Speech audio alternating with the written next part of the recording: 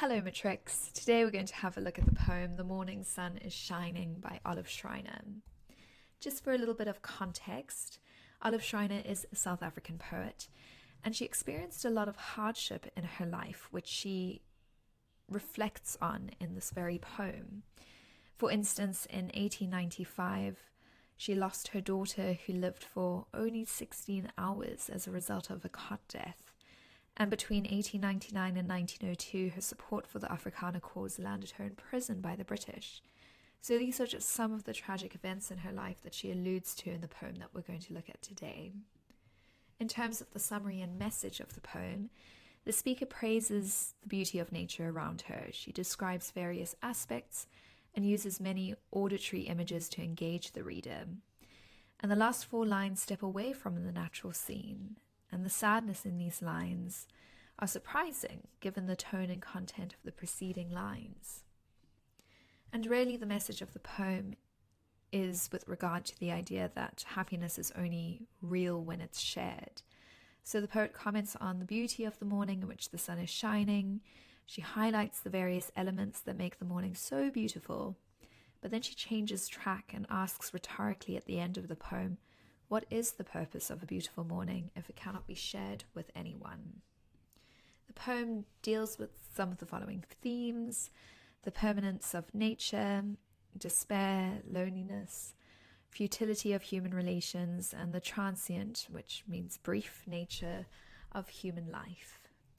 This is what we would call a romantic poem because it looks at the permanence and beauty of nature. It is also written in a lyric form, and this creates a very musical quality which is quite evident in the rhyme scheme. And you can have a look at the slide over here to pick up on the exact rhyme scheme. The poem also uses a lot of anaphora, which is the use of the same word at the beginning of a line, referring to the lines above, and this illustrates the speaker's admiration for nature. I'll once again remind you of the color key I like to use. I highlight all diction in pink, imagery is in green, structure is in red, tone is in orange, and mood is in purple. In the first four lines of the poem, Olive Schreiner says, "The morning sun is shining on the green, green willow tree and sends a golden sunbeam to dance upon my knee." So what is happening in these four lines is the poet is sitting in the early morning sun and she's enjoying the sights of the world. She speaks about the morning sun that is shining on. So the sun rises and gives life and color to nature. And she really does focus on the color around her in these few lines. The color green is associated with life and is often synonymous with freshness, lush vegetation, and health. And the sun is also symbolic of life, which is interesting because the poet really does change her focus from this at the very end of the poem. The repetition of the word green in line 2 emphasizes how vibrant the color is, and this is where we see her engagement with the sense of sight. And she describes the green of the willow tree. Now, a willow tree is usually called a weeping willow, so this foreshadows the theme of loss that she grapples with later in the poem. She also describes the sunbeam as being golden, and golden has connotations of something valuable and precious. So she really does praise the beauty around her. And she says that the morning sun sends a golden sunbeam to dance upon my knee. So this is another example of personification. The sun is friendly and its beauty entertains the reader. The personification of how the sun blesses the earth and provides joy and entertainment reinforces the beauty of the morning and helps create a mood of joy, enjoyment, happiness, and cheerfulness in the stanza. In the next four lines of stanza 1, Schreiner expands on the beauty of nature on a sensory level, and the personification in these lines succeed in providing an idyllic view of the beautiful morning, which emphasizes a real sense of well-being and happiness in these lines. She says that the fountain bubbles merrily, and this piece of personification shows that the fountain is joyful and perhaps even carefree. And the word bubbles just reiterates this idea of joy, because the onomatopoeic word bubbles is a happy sound. She then goes on to speak about the yellow locusts which spring. So yellow has connotations of happiness. Again, you're starting to see a little bit of a trend happening in the stanza. And the word spring gives us a real sense of excitement and energy. It adds vibrancy to the elements of nature. Nature is alive and it's beautiful, and it seems to bring our speaker a lot of joy. In line 7, she speaks of life and light and sunshine. And the alliteration in life and light emphasizes the movement of light and gives a real sense of freedom and unburdened life in this very happy morning that our speaker experiences. And you'll notice the repetition of the word and in line 7. And this repetition of and alludes to the spontaneous expression of emotions and again reinforces the beauty of the speaker's surroundings.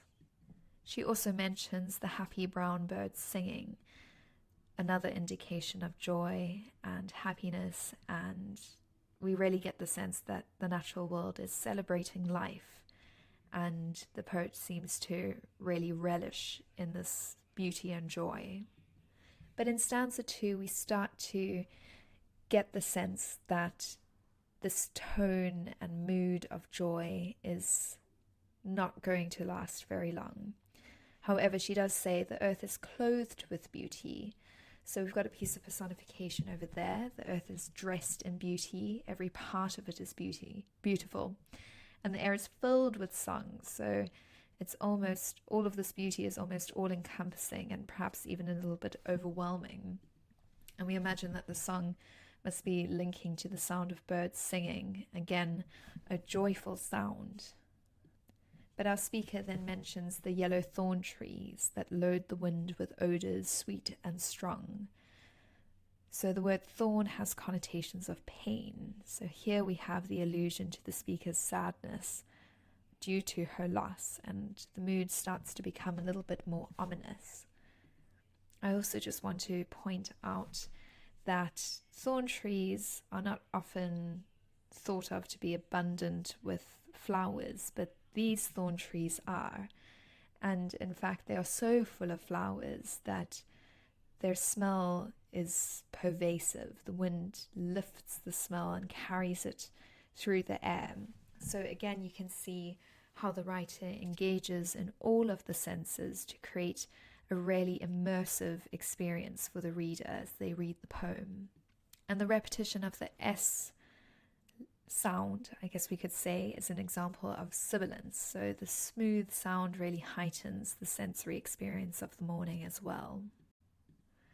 In our final quatrain of the poem, the poet's tone and attitude changes quite drastically.